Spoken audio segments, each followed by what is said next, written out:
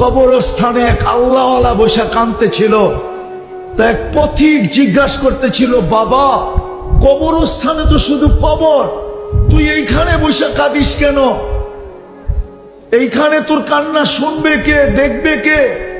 তোর যদি কোনো প্রয়োজন থাকে তো মিটাবে কে? তো বাবা বলতেছিল, কাঁদিস কেন জানিস? বলছে, বল না বাবা।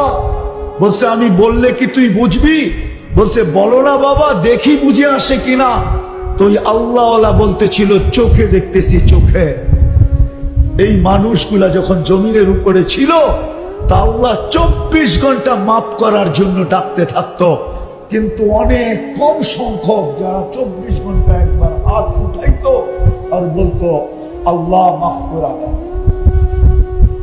তো বাবা বলতেছিল, চোখে দেখতেছি এই মানুষগুলা যখন উপরে ছিল তা আল্লাহ মাফ করার জন্য ডাকতেন, কেউ হাত তুলতো না।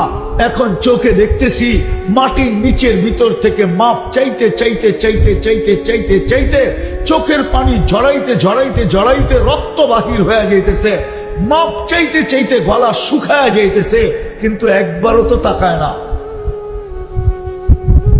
একবারও তো তাকাবে? তাকাবে? কবরে যায় কাঁদলে তাকাবে? এই জন্য মেরে দোস্ত, দামি বানাইতে হবে, তাইলেই জান্নাত দিয়ে কিনবে, নাইলে কিনবে না।